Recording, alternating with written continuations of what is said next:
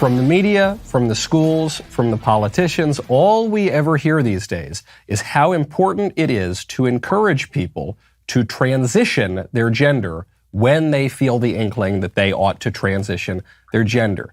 Doesn't matter what age they are, doesn't matter what other issues are going on in their lives, doesn't matter if the children, are really little children. If a little boy says, I am really a little girl, or a little girl says, I am really a little boy, the new prevailing consensus is we must put them on chemicals, possibly put them through surgery, stop puberty, try to reverse puberty. There is no stopping that. As a result, some people who have had these kinds of procedures pushed upon them or who have engaged in them, apparently willingly, have wanted to reverse them. And you're seeing this trend spike up now, even as the laws in some places make it illegal to prevent kids from going through these processes. One of the people who has transitioned and detransitioned is Helena Kirshner. Helena Kirshner is a 23-year-old detransitioned woman. She began to transition shortly after her 18th birthday and has now transitioned back. Quite an odyssey. Helena, thank you so much for coming on the show. Thank you very much for having me. So we don't have a ton of time. I wish we could speak for 4 or 5 hours. I have about 1,000 questions for you. So we'll start at the very beginning. What was it right after your 18th birthday, or I imagine in the years before that, that made you think that you were a boy? Or what is it the case that you thought you were a boy, or you thought that you were a trans boy, not quite a boy, but something different, and certainly not a woman? Yeah, absolutely. So for me, it wasn't just like one moment where I woke up and I said, I'm a boy. Actually, as a child, I wasn't very atypical in like a gender sense. I liked girly clothes. I had no problem with it. I had no problem with girl toys. So it was never an issue for me. But what really kind of changed that for me was around the time I was 15 years old. I was going through a period in my life where I just didn't have a lot of friends. I was having body insecurities that were just really kind of tormenting me. And this led me to go online a lot. I kind of stopped having friends in the real world. I stopped really engaging in school, and I turned to internet communities that allowed me to discuss some of my interests and my passions with other young girls. And in these internet communities, for me, that was a website called Tumblr. It's the gender ideology is very prominent there. And as kind of a prerequisite to being able to participate in those social communities, you have to really agree with the gender ideology. And there's a lot of social incentives to do something like change your pronouns from a she, her to a they, them.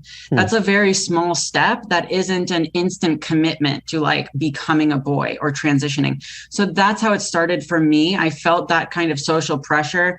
And so I did start to change my pronouns. And it took 2 or 3 years before I actually reached that place where I was like, I'm a boy. And it was this feedback loop of getting that positive response from the other people online every time I would do something that was moving towards changing my gender, that led me to, over the course of those years, kind of self-indoctrinate into thinking that I was a boy. It's so frightening because what you're describing, you were 15 years old, you felt socially awkward, you had body issues. I think that describes every single 15-year-old, certainly every 15-year-old girl. And so you've got this totally common issue. And it wasn't even that you were indoctrinated into this ideology at the mall with your friends or in the classroom even. It was the internet. It was this, there was this portal in your room or on your phone. And in order to be accepted in these communities and to participate in these communities, you had to participate in this ideology. Absolutely. The ideology is so prevalent, and something that I think a lot of, older generations don't quite understand is that in the perspective of that 15-year-old girl who has had a falling out with her friends. She feels lonely. She feels insecure. Those internet communities that they then find that feel so accepting to them, they feel like the be all and end all. It's not just something you're casually kind of browsing to get updates about your favorite show or celebrity. It's like these internet communities are, they're what makes you feel accepted, and they're where you want to fit in. So you're willing to do almost anything to kind of conform to that social group. And it's not necessarily a conscious thing where you're saying, oh, I'm going to change my gender so that I'll fit in.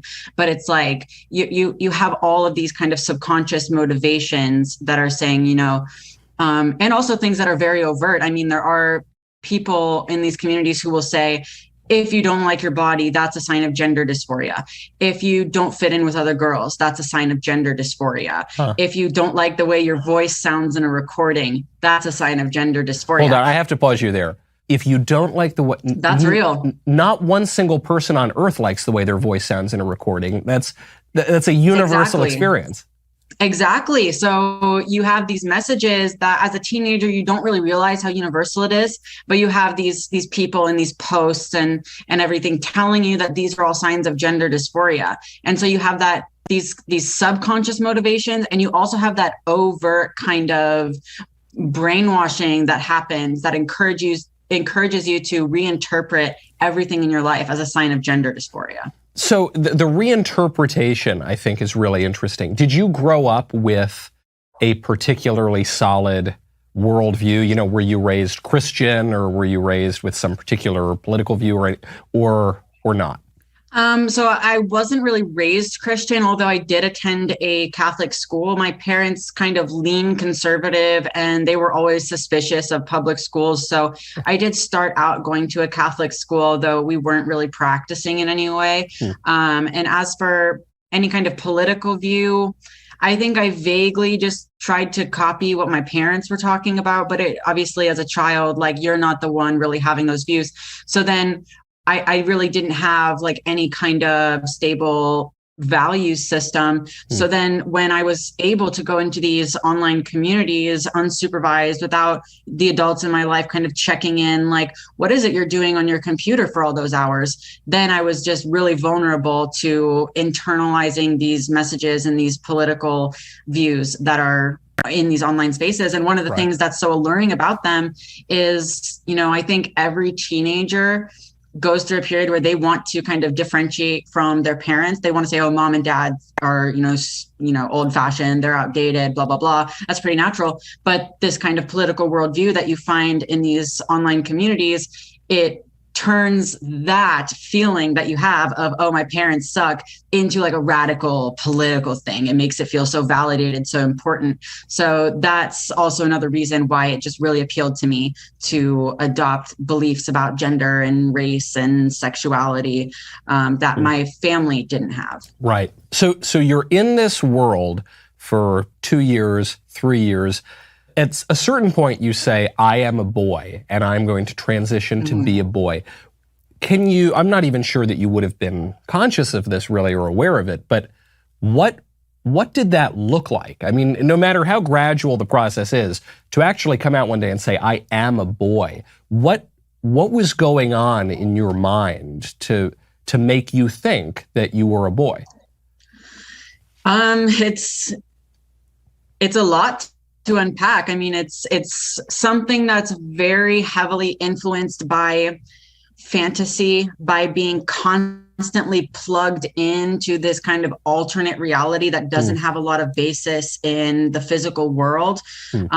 So it's a lot of talking to other peers who are very creative. They're imagining these ideas, they're imagining what their future is going to look like, and just not really having any pushback against that from any of your peers. And so that just very easily, I feel, spirals out of control.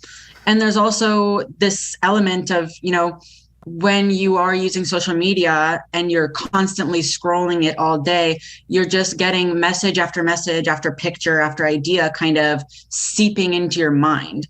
And when you don't have those good, stable relationships outside of the internet, it's really easy for that to all go unquestioned. So you can begin to form beliefs that don't stand up to scrutiny and would easily kind of fall apart if you were to verbalize them to someone who is actually critical of those ideas, but engaging you in a compassionate way.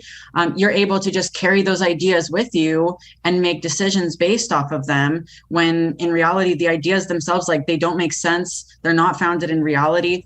So for me, it was a lot of stuff just based on fantasy, based on literally just pictures that I was seeing all the time of cute boys, and then these messages that were saying, your life is going to be so much better if you transition. You are trans. The reason you don't fit in with other girls is because you're trans. So it's really this stew, this big complicated stew of unreality that young people fall into when they're just scrolling all day on social media, and don't have pushback, really. That technological point had not totally occurred to me. That is such an insightful point.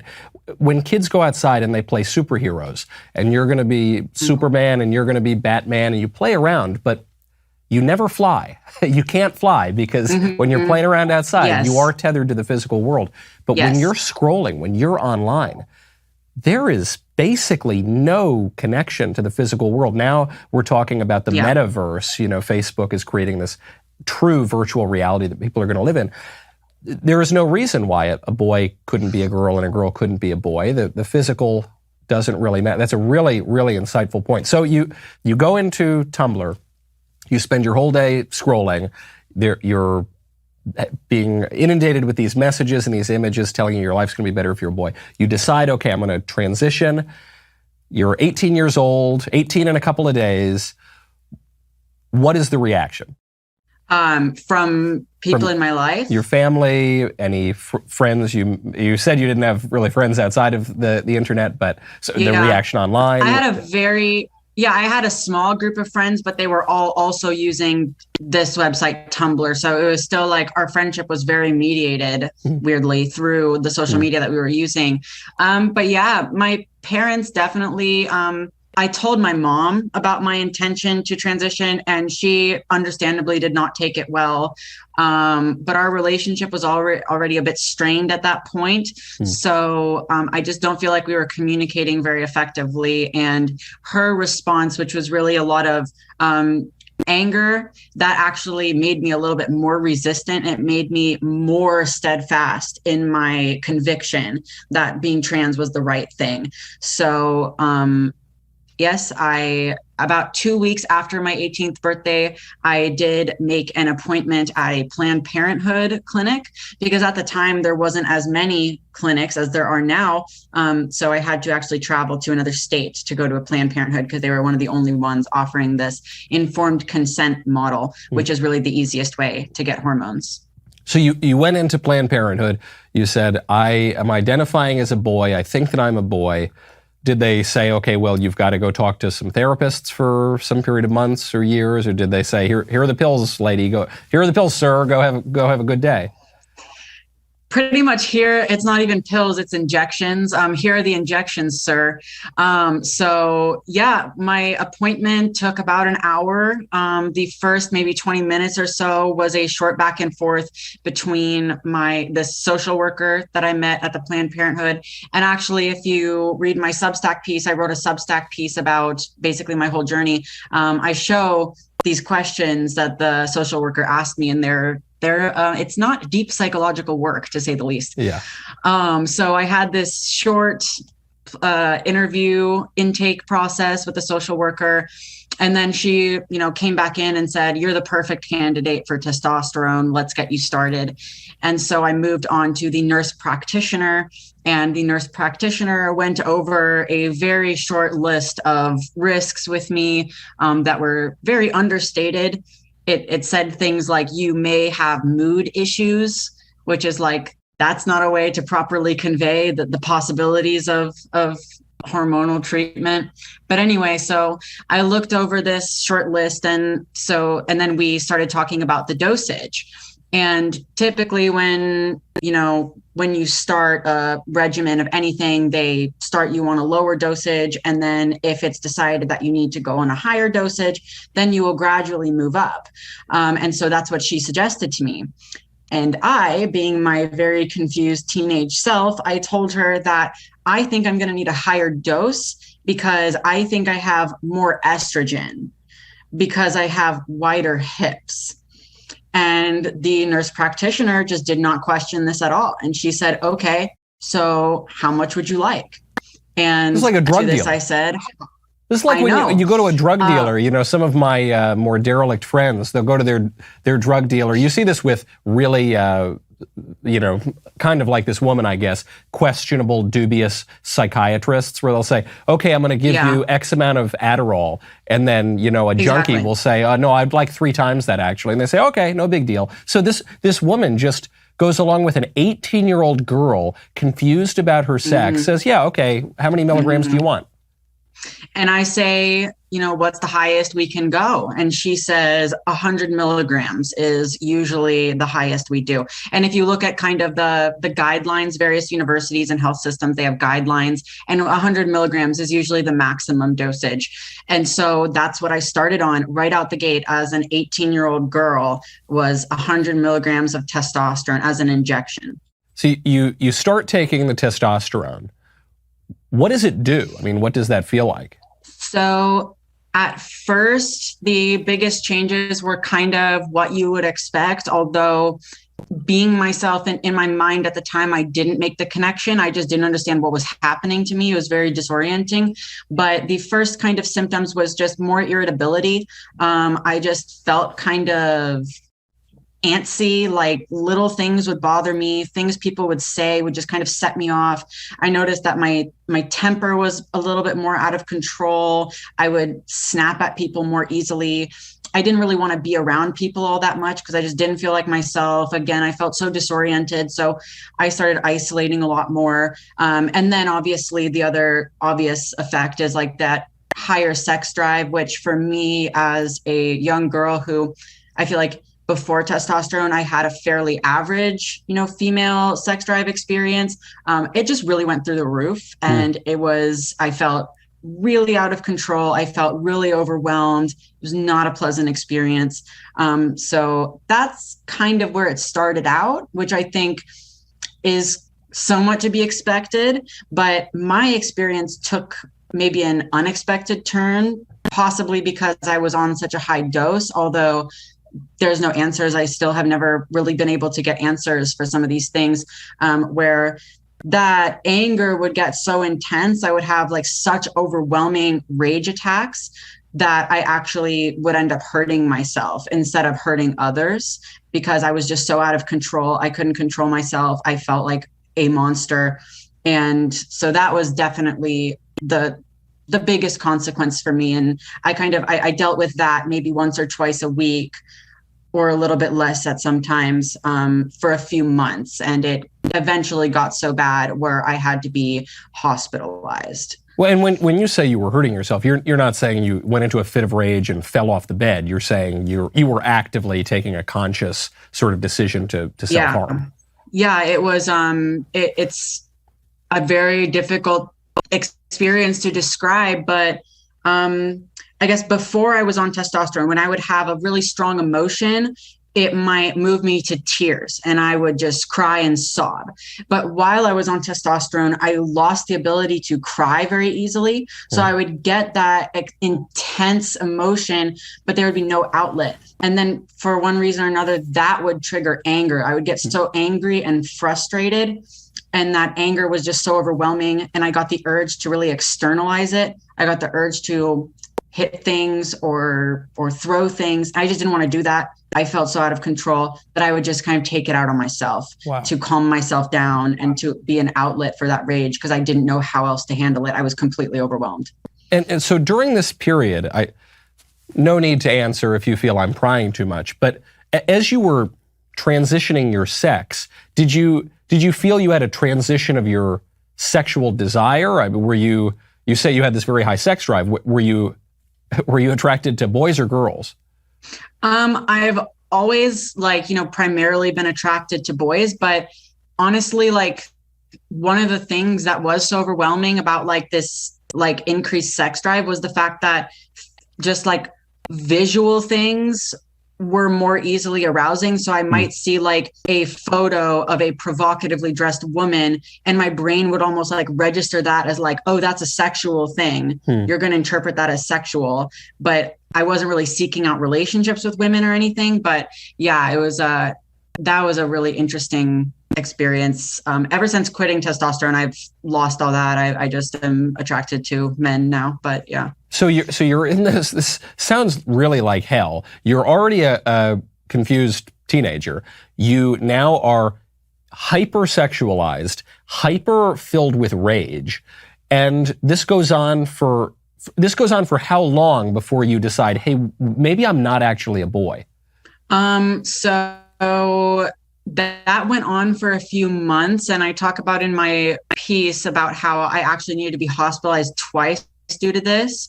And sometime after, and just as a side note, not once in either of my hospitalizations or any of my mental health treatment that I was receiving because of these extreme symptoms was the testosterone ever mentioned. That was never brought up. I would write down, I'm a biological female, F, and I'm on 100 milligrams a week of testosterone. But none of these psychiatrists and none of these nurses and none of these doctors ever mentioned that testosterone as possibly a reason for my experience. I was just diagnosed with a bunch of different things and prescribed a bunch of different psych meds and just kind of sent on my way. So it took me kind of skipping testosterone doses because I was developing an anxiety of the needle. So I started skipping my doses. And as I started taking the testosterone less, my crazy, insane symptoms started going away. And so that was one of the things that kind of clued me in to okay, well, maybe I'm not just a mentally ill, crazy person. Maybe it's the testosterone. So I started kind of scaling back on that. And then around this time, I was doing a lot of reflecting on, this is not matching up to that fantasy I had as a teenager. As a teenager, I was kind of promised, this is going to save your life. This is going to make you feel authentic. This is going to make you your true self. This is going to make you so happy. You see all this stuff it's trans joy, all this kind of really frilly, happy, positive language. That's not what happened to me. So I really started kind of comparing my reality versus my expectations before I transitioned. And eventually that led me to just fully realize that it was all a total mistake. And I realized very quickly that I was just really confused and this whole trans thing was not real for me. I just can't get over the medical malpractice of you get a patient like you comes into the doctor says, okay, well, this young girl is taking an insane amount of testosterone, injecting it into her every single day. Yeah, maybe cut back on the Coca-Colas and you'll feel better. Oh, maybe we should ply her with more drugs. That'll fix it. It couldn't possibly have anything to do with this totally unnatural experimental medical procedure that we've only been doing for 5 minutes. That is so insanely irresponsible that if you weren't saying it to my face right now, I wouldn't believe it. I know. And it's almost hard for me to believe, but it's think about it. It's not just one doctor who did that either. It's multiple doctors, multiple nurses, multiple therapists that I met throughout 2 hospitalizations and just multiple mental health programs. And none of them ever brought up the testosterone or questioned my trans status whatsoever. That's truly insane. Probably they feared they'd lose their license if they ever made any mention of this. It's so politically incorrect. So you on your own, with no help from these useless doctors, you on your own realize, when I inject the testosterone less and less, the symptoms abate. How old are you at this point? So at that point, I was about 19 and a half. Okay. So do you then come to the conclusion, okay, I've got to stop this. The fantasy isn't matching up. I've got to go back to being a girl. So that this would have been little before you turned 20. Yeah, about 6 months before I turned 20, I just had this like breakthrough moment of like, holy cow, this is insane. It's really weird. When I think back to it, it's like one moment I was kind of under this spell in this delusion. And then the next moment it was like the dormant, like rational me inside of me woke up and was like, holy cow, this is totally insane. Why am I trying to be a boy? Yeah, right. It seems so simple, but if you're in the throes of it, maybe it's not. So at that point, do you just throw out the testosterone, or do you go to a doctor and sort of change your classification, or what happens? No, yeah, I mostly just stopped taking the testosterone. I threw it all out. I was really like disgusted by it. I just wanted it out of my sight. I wanted it out of my living space. And I went to this clinic that I had been going to, and I did tell them that I had stopped the testosterone, but they didn't ask why. And I felt too ashamed and embarrassed to tell them, because at that point, I really thought that I was the only person on earth who had ever regretted transitioning. That was never a concept in my mind. All I thought was trans is awesome. Trans is amazing. Life is going to be awesome. And so I felt so embarrassed. So I didn't say anything to those clinicians, because I knew that this was a clinic in Chicago with like Black Lives Matter and trans rights are human rights, like splattered all over their clinic, where all the clinicians were transgender too. So I was very scared to say anything about my regrets to them, because I knew how people had treated the idea of regret in the trans community, which is not in a nice way. Is it denial that people really do have regret, or is it just outright hostility? It can be both. So it's denial that regret ever happens. You see these like kind of statistics thrown around that are really, they're not relevant to the situation at hand, where it's like, oh, only 0.0001% of people regret transitioning. No. So you see that kind of denial. Yeah. And then you also get that hostility where it's like, oh, well, you're just stupid. You're just, everyone else is trans, but you're just an idiot. Where it's like, they really turn on you, where it's like when you are that 15-year-old, 16-year-old saying that, oh, does this mean I'm trans? They're like, yes, that means you're trans. You're so trans. You need to question yourself more. You need to change your pronouns. You need to get a binder. You need to do this. I'll buy you a binder. All these people. And then as soon as you regret it, they're like, oh, you're an idiot. Could you forgive what is a binder? Oh, it's a chest compression thing. So when I was on Tumblr, an older adult person on Tumblr bought me a chest compressor when I was about 15 or 16. Man. So, okay. So you say, okay, I'm not doing this anymore. I put the testosterone away. You seem great. You seem, sort of back to normal. Have you had long-lasting effects from these years? I guess luckily it was only a couple of years or so on this testosterone. It doesn't sound like you did any further procedures that might have been harder to reverse. Are you dealing with long-term effects? I have been really fortunate in that I haven't had any long-term health effects, which is not something that many people can say. Many people, even after maybe only 2 years on testosterone, like they're still dealing with very permanent effects, and sometimes it can be dangerous health effects too. But I have been really fortunate. For me, the hardest part has been kind of the psychological aspect of feeling like I was really indoctrinated and I was really led down a bad path by just people that I didn't know and that didn't know me and were just encouraging me to make these decisions and telling me that life would be so amazing. And that's been really hard to kind of come back from.